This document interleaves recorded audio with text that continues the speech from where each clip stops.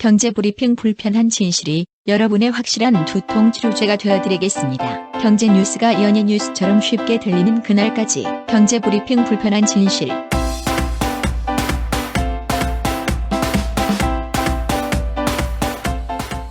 경제브리핑 불편한 진실 1월 26일 순서 시작하겠습니다. 박 PD는 노스페이스 좋아하시죠? 예, 좋아하죠. 한때 등골 브레이커로 불렸던 브랜드긴 한데 요즘 같은 추위에는 노스페이스만한 게 없다 이렇게 얘기하시는 분들이 있긴 있더라고요.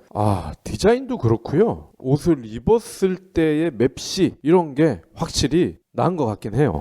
그렇죠. 근데 제가 노스페이스 얘기를 꺼낸 건 뭐 노스페이스 브랜드가 어떻다 뭐 이런 얘기를 드리고 싶은 건 아니고요. 노스페이스가 공동 창업자가 있었다는 사실 아세요? 글쎄요. 공동 창업주인 미국의 억만장자 더글라스 톰킨스란 분이 계셨대요. 그런데 이분이 지난해 12월에 카약을 타다 돌아가셨대.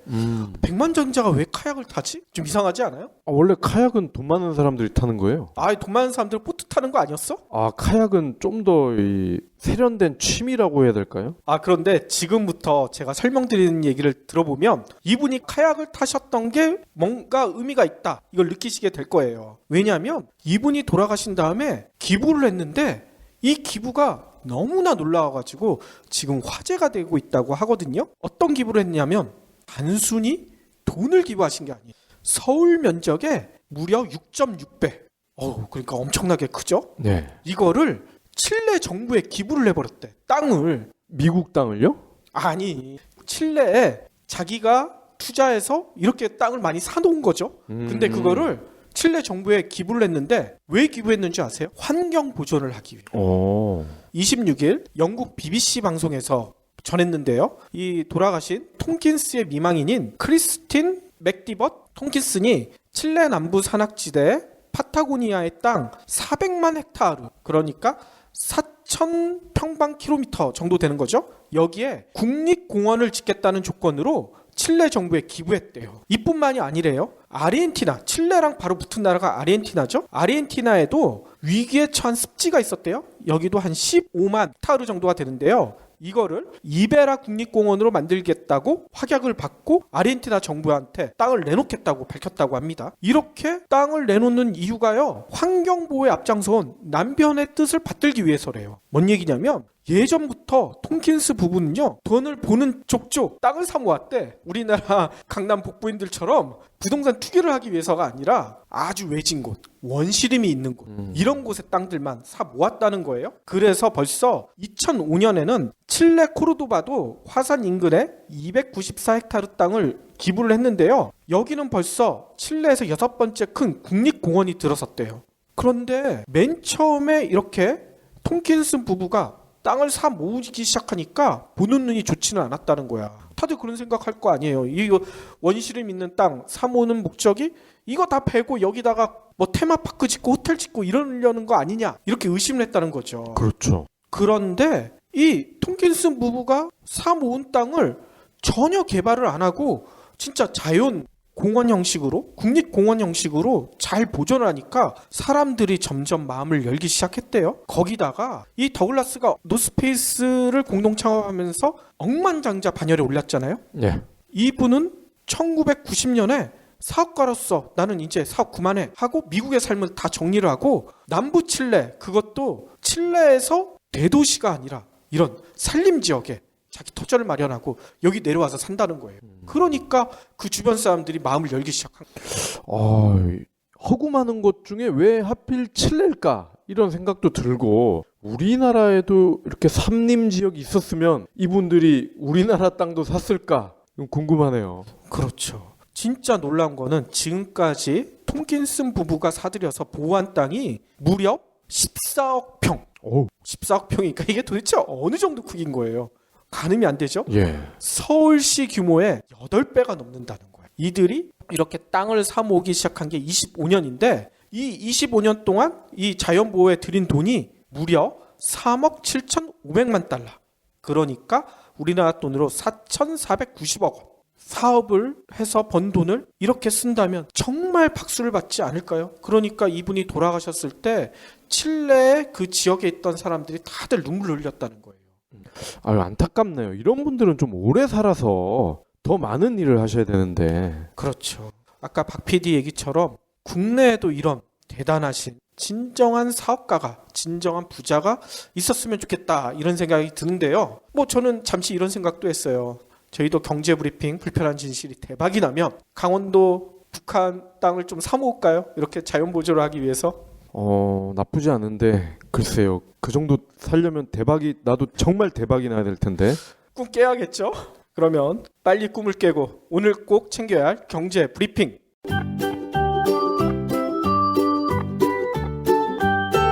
인류 최대 사기극이 뭔 줄 알아? 조이팔? 땡! 만년 전에 농업혁명이야. 에이, 말도 안 돼. 그럼 퀴즈 하나 더. 10만 년 전에는 인류가 몇 종이었는지 알아? 하나 아니면 둘. 또 땡! 6종이나 있었어. 에이, 믿을 수가 없어. 못 믿겠다고? 요즘 책도 안 봐? 김영사 베스트셀러 사피엔스에 다 나온다고. 그럼 인류 미래에 대한 이야기도 나와? 당연하지.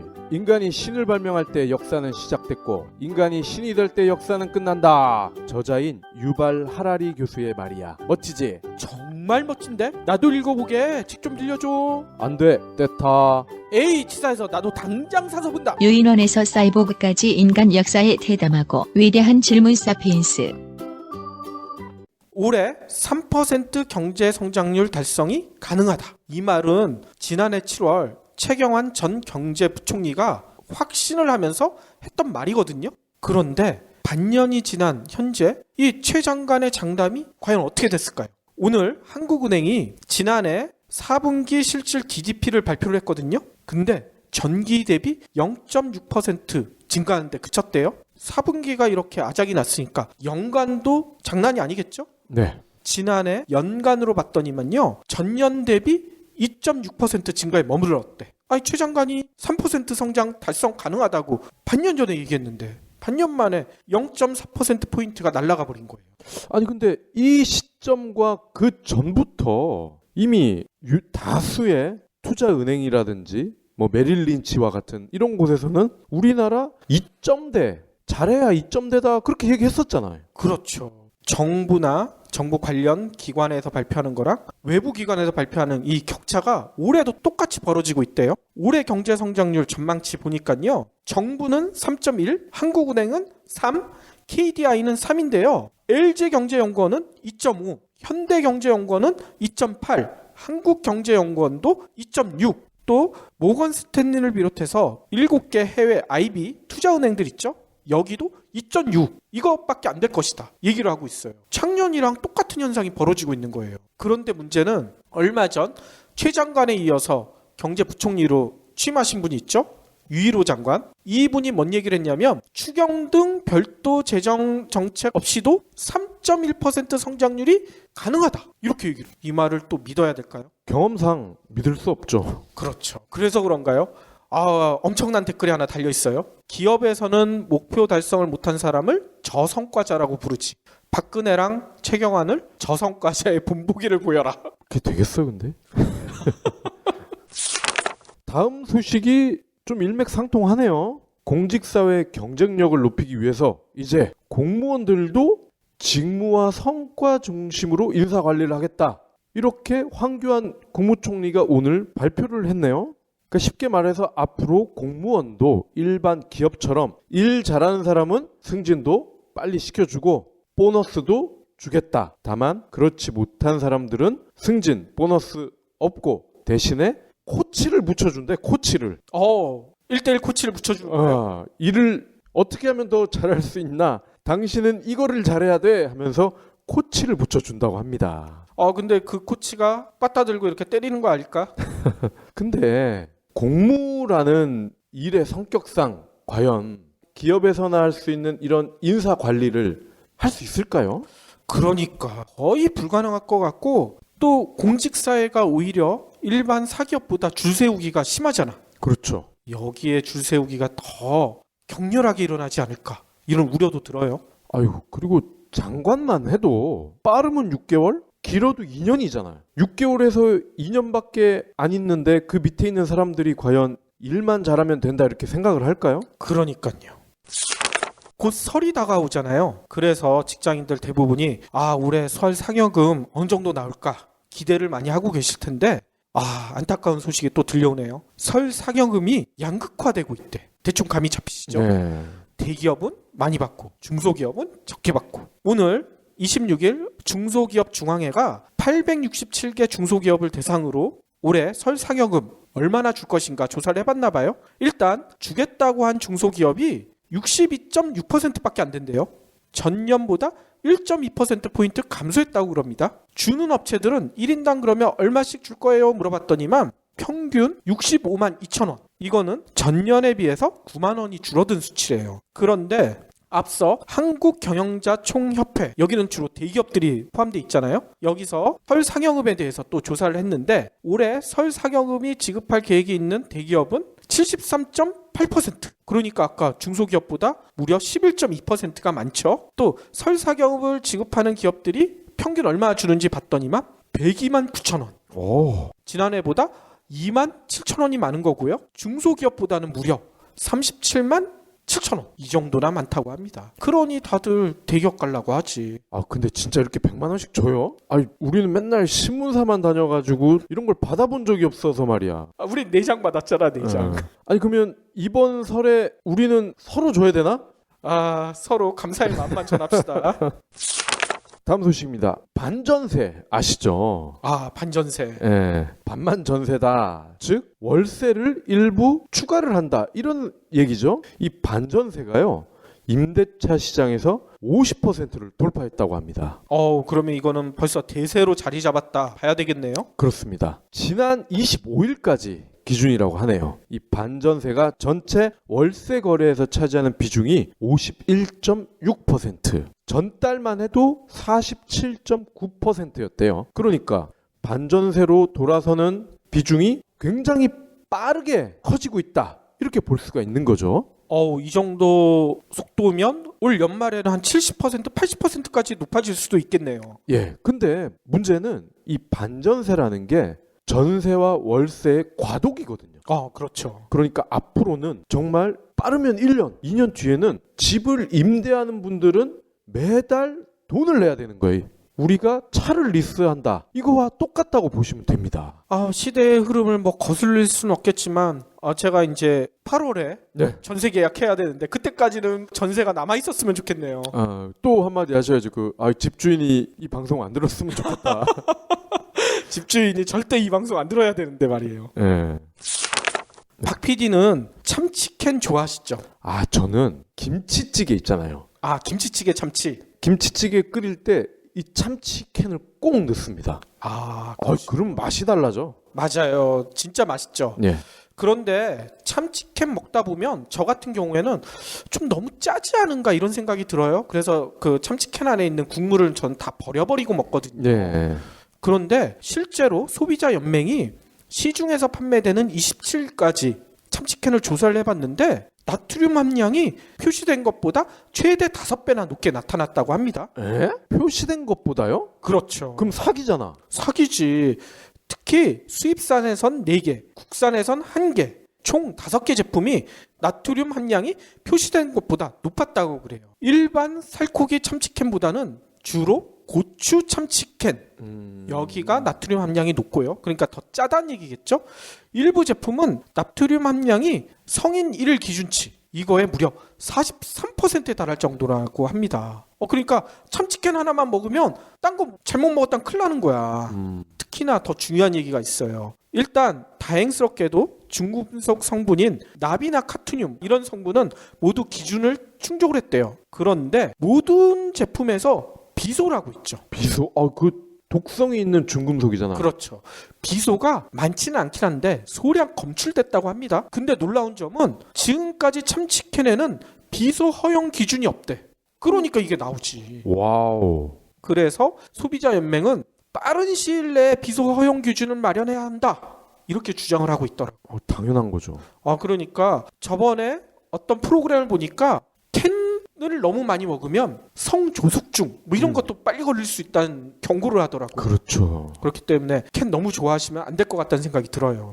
그러면 콜라도 마찬가지겠네요. 저는 콜라 아예 안 먹거든요. 캔커피도 안 먹어야지. 그것도 안 좋대요. 안녕하세요, 해리입니다. 여러분, 꼬박꼬박 내는 반값을 생각하면 집 선택은 신중해야 합니다. 360도 리얼뷰와 조건 검색, 그리고 매물도 많은 다방으로 찾으세요.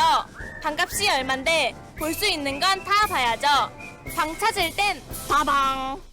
그러면 오늘의 섹션 IT 게임 세상을 살펴봐야 되는데 SNS 시장에 지각 변동이 오고 있다. 박 PD가 이렇게 주장을 하시네요. 도대체 뭔 얘기인가 좀 상세히 알려주세요. 예.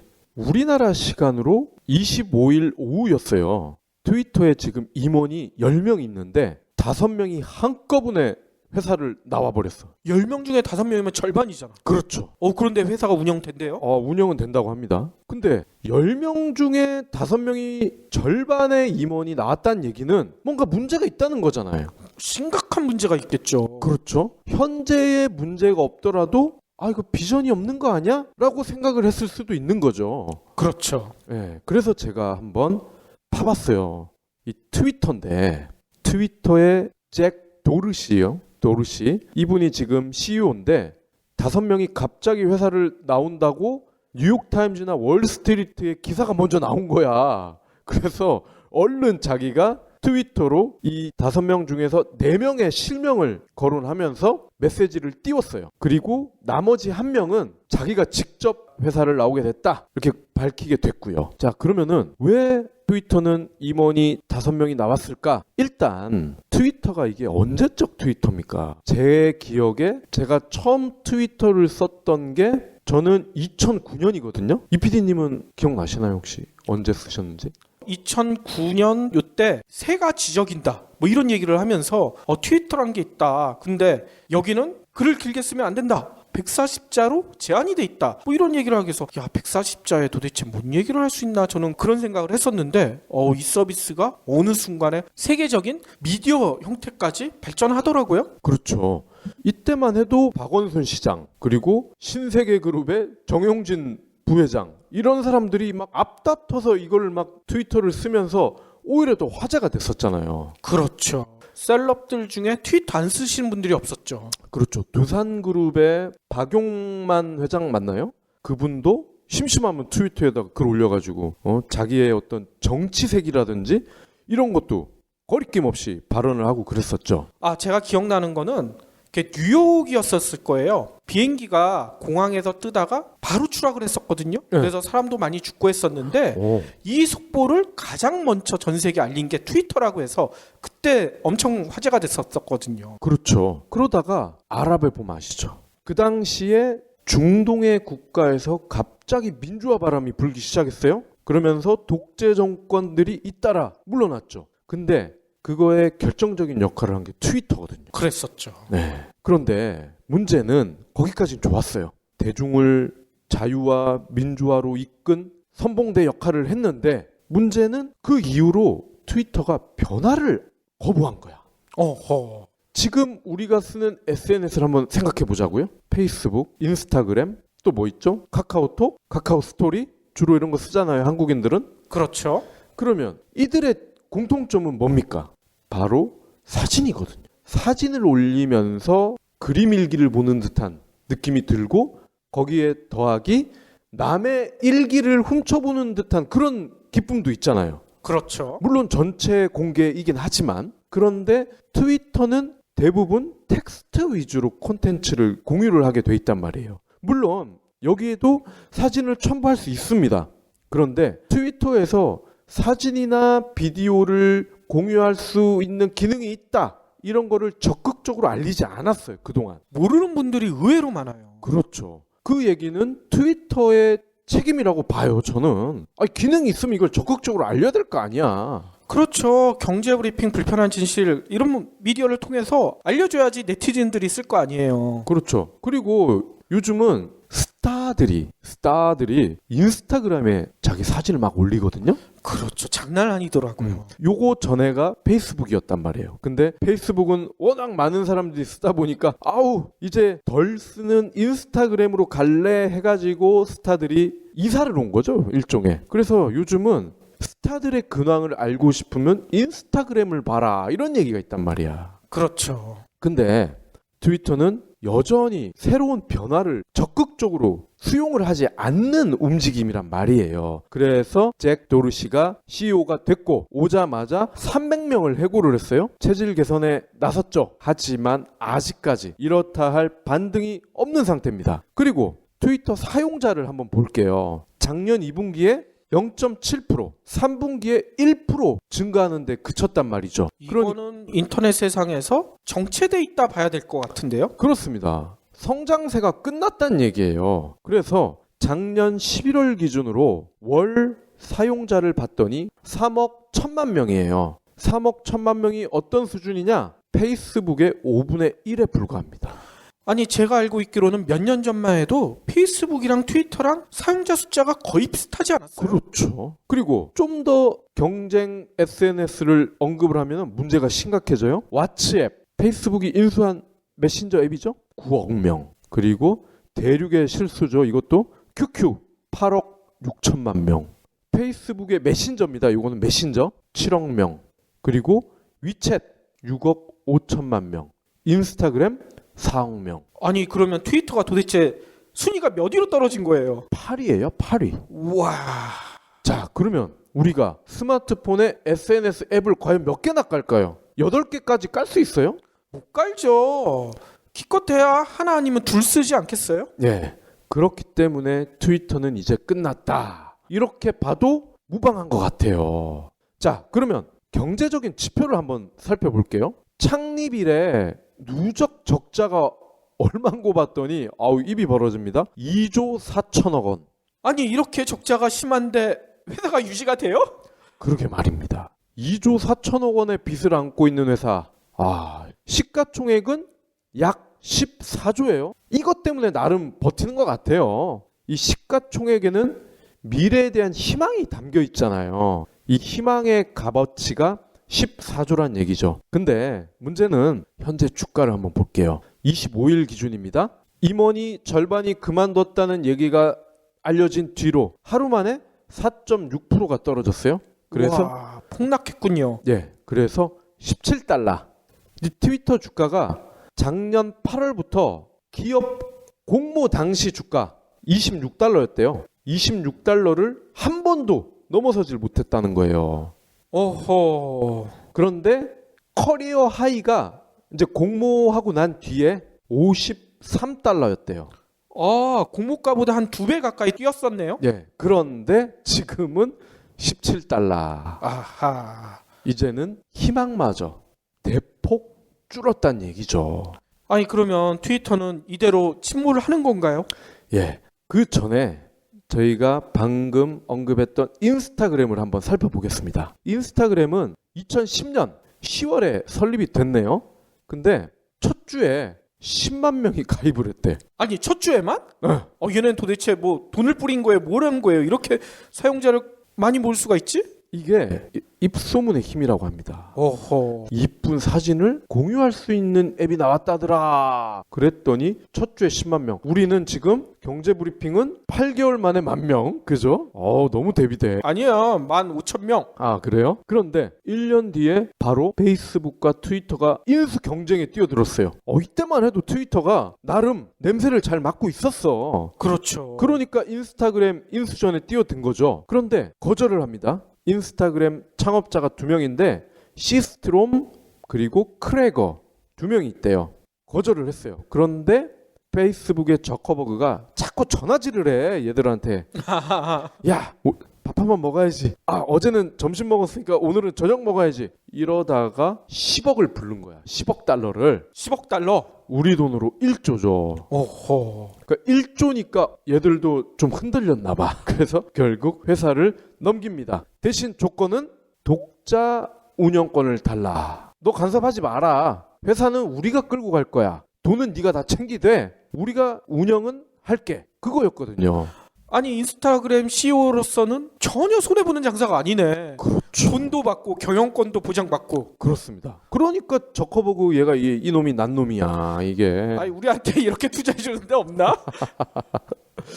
우리가 한국의 인스타그램이 될 자신이 있는데 말이죠. 그러니까 말이에요. 근데 놀라운 건요. 설립 1년 만에 1조를 받았잖아요. 이때 당시 직원이 딸랑 13명. 13명이서 1조 투자를 받은 거예요? 네, 심지어 웹사이트도 없었다고 합니다. 아, 그때는 앱만 있었죠. 그렇죠. 그런데 이유가 있었어요. 인스타그램의 액티브 유저가 매월 약 4시간을 여기에 썼다는 거야. 이게 얼마나 소중한 시간입니까? 그렇죠. 매월 4시간을 인스타그램 앱에만 쓴다. 이 정도면 1조 가치 있지 않겠어요? 그러겠네요. 우리 청취자들은 몇 시간을 쓰시죠, 월은? 한 월로 따지면 좀 많지 않을까? 10시간 정도 쓰지 않나요? 그러면 우리는 몇 조를 투자를 받아야 되나? 인스타그램 대비 2배 이상이에요.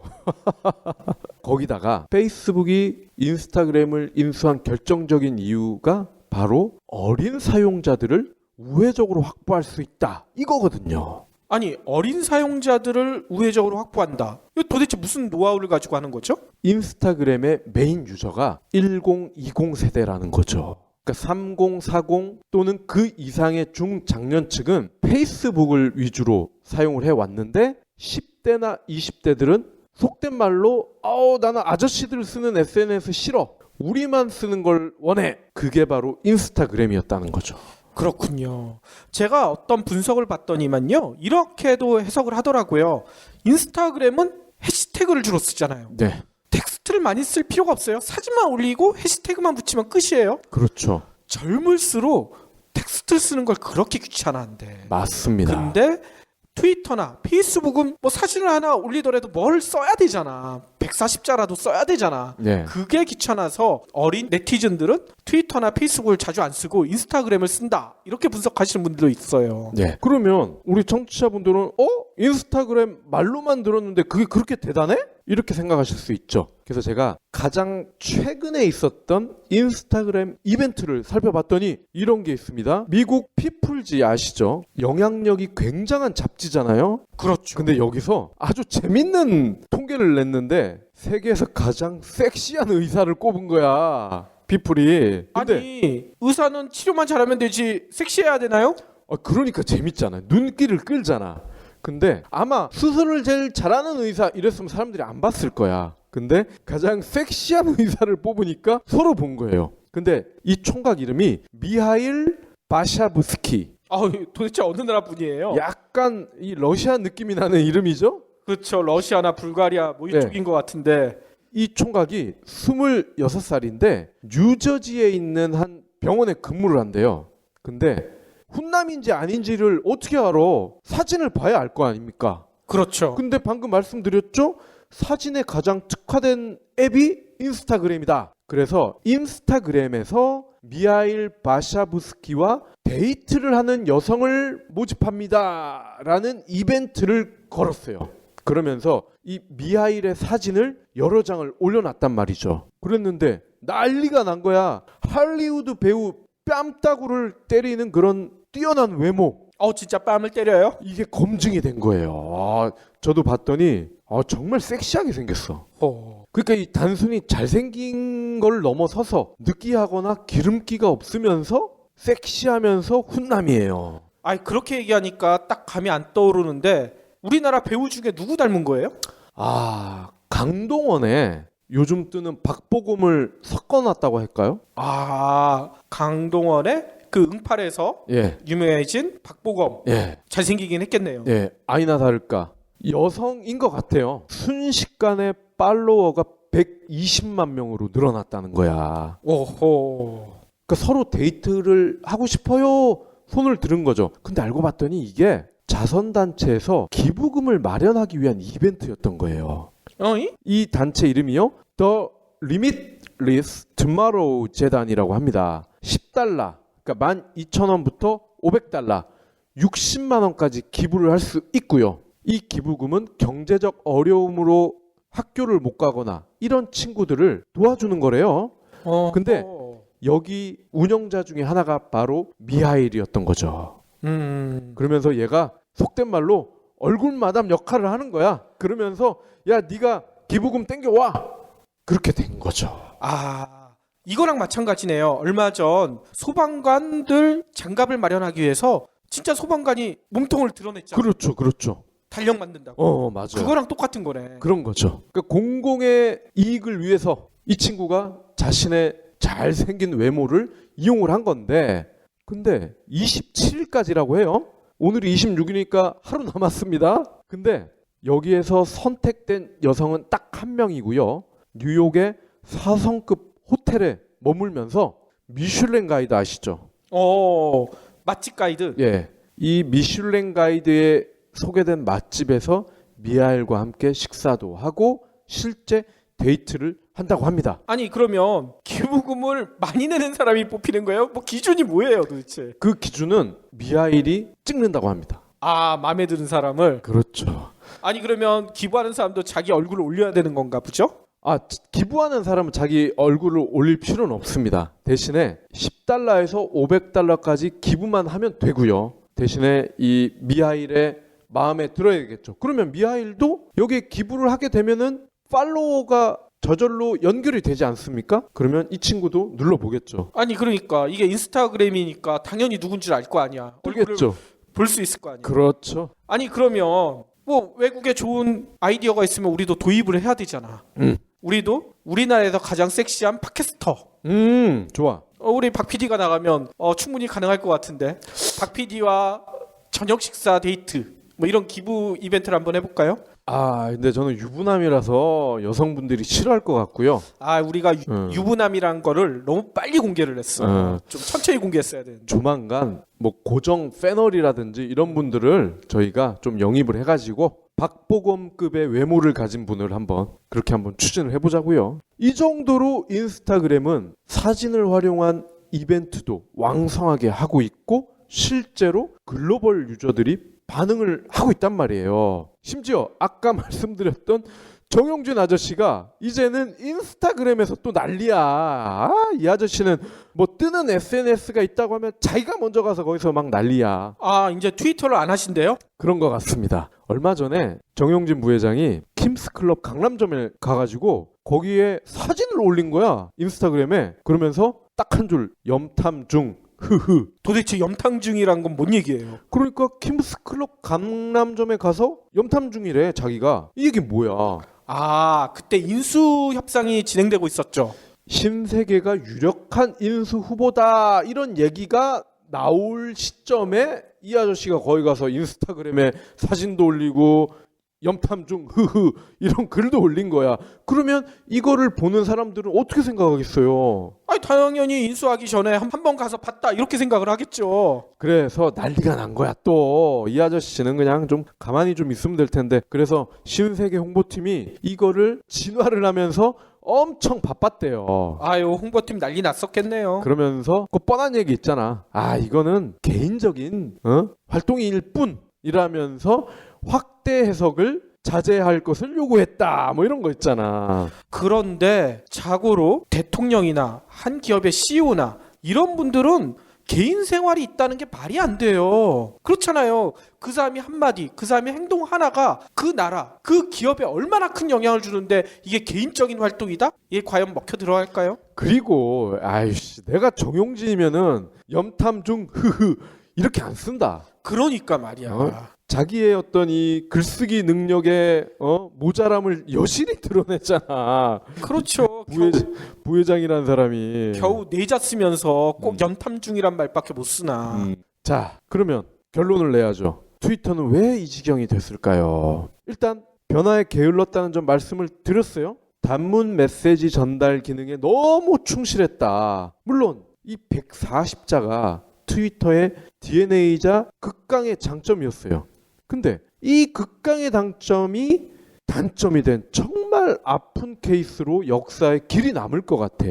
그렇죠. 인스타그램이나 핀터레스트와 같은 신흥 SNS가 득세하고 있는 비결이 사진인데 이 사진이나 동영상을 너무 소홀히 했다. 그러면 트위터가 부활할 수 있을까요? 일단 왓츠앱이나 인스타그램은 범 페이스북이죠. 둘 다 페이스북이 인수를 했단 말이에요. 그러면 이 페이스북 연합에 맞서서 트위터가 SNS 본연의 기능으로 전성기를 재현할 수 있을까? 저는 불가능하다고 봐요. 그러면 트위터는 도대체 어떻게 해야 돼요? 이대로 침몰해야 돼요? 결국 변칙 운용을 해야 된다는 얘기인데 우리가 좀 더 유식한 표현으로 니치 마켓을 찾아야 된다. 그래서 전문가들은 트위터의 틈새 시장으로 미디어 역할을 꼽고 있거든요. 아, 미디어 이거 좋네요. 예. 그러니까 트위터는 카톡이나 페이스북과는 다른 신문, 방송의 역할을 하면은 충분히 호응을 끌어낼 수 있다. 이거거든요. 저는 여기서 좀 더 나가서 기존의 언론보다는 저희 같은 팟캐스트 같은 신생 미디어랑 트위터 연합을 한다면 훨씬 더 시너지가 많이 나지 않을까 이렇게 생각이 드는데요. 그렇습니다. 짧은 기사, 수필, 칼럼, 신문의 사설 이러한 전문적이지만 상대적으로 짧은 글을 유통하는 채널 역할도 가능할 거고요. 1, 2분 분량의 동영상, 20분 내외의 팟캐스트 이런 컨텐츠 역시 훌륭한 소재라고 저희는 믿어 의심치 않거든요. 그렇죠. 아니 트위터 관계자분들 혹시 저희 방송 듣고 계시면 꼭 한번 명심해 주시길 바랍니다. 예. 아랍의 봄과 같은 대형 사건을 붐업시킨 1등 공신이 트위터라는 건 누구나 인정을 하잖아요. 그렇다면은 평범한 사람들의 입과 귀가 되어준다면은 트위터는 다시 부활할 수 있다. 같은 팩트와 사진이 만약에 트위터와 인스타그램에 올라왔다. 그러면 어느 쪽 콘텐츠를 더 신뢰할까요? 경제브리핑 불편한 진실 같은 팟캐스트와 같이 하는 매체 거를 더 신뢰하겠죠. 아, 경제브리핑 불편한 진실 나한테 정말 딱이더라고. 신문이나 TV 뉴스 챙기기 쉽지 않잖아. 그런데 경제브리핑 불편한 진실은 내가 듣고 싶을 때 터치만 하면 경제 뉴스를 쉽게 풀어서 설명하거든. 시사 용어 해설도 들을 수 있고 신간 리뷰도 들을 수 있고. 글쎄 우리 조카가 이 방송을 듣고 나서 이모 진위 개수가 뭔지 알아? 난 알지? 하고 자랑하더라고. 이런 팟캐스트 정말 오래오래 들을 수 있으면 좋겠다. 그런데 혹시 돈 없다고 그만하면 어쩌지? 이 PD님, 박 PD님 맨날 자비로 방송한다고 하던데 조금이나마 도울 수 없을까? 걱정 마세요. 신개념 기부 사이트 위시플렉스가 있습니다. 안녕하세요. 위시플렉스 대표 김태우입니다. 여러분의 돈은 한 푼도 들이지 않고 경제브리핑 불편한 진실을 기부할 수 있습니다. 마음에 드는 신상 10개를 고르시기만 하면 일주일마다 기부머니 500원이 적립됩니다. 한 달이면 2,000원이죠. 경제브리핑 불편한 진실 정기 구독자가 1만 명을 훌쩍 넘었는데 이분들이 모두 참여해 주시면 한 주에 500만 원, 한 달에 무려 2천만 원을 모을 수 있습니다. 이 정도면 PD, 박 PD님 신세 타령하지 않아도 되겠죠? 위시플렉스는 스마트폰 앱은 물론 PC에서도 만날 수 있습니다. 유기견 살리기, 저소득 가정 아동 돕기 등 다양한 기부 프로젝트가 있으니 많은 후원 부탁드립니다.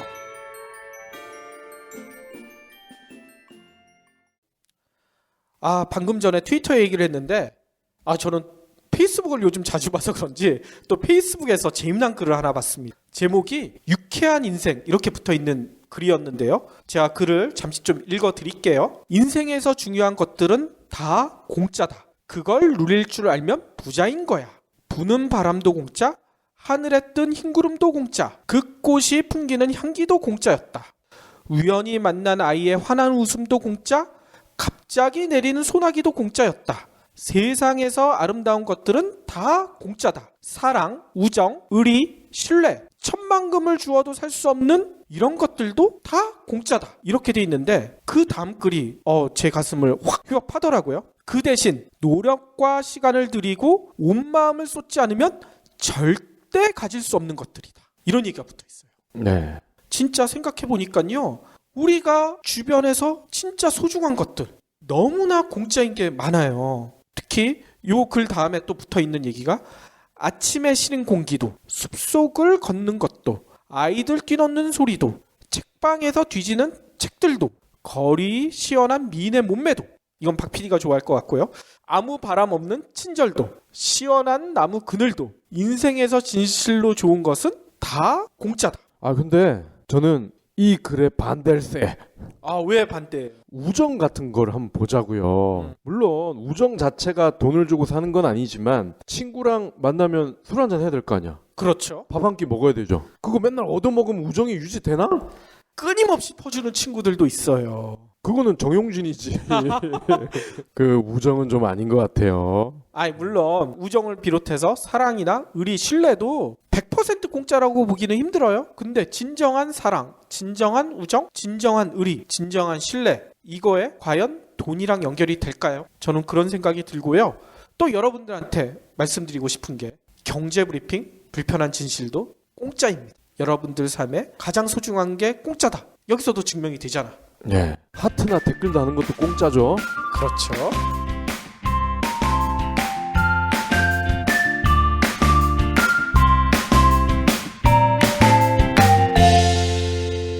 본 팟캐스트의 저작권은 뉴스백에 있습니다.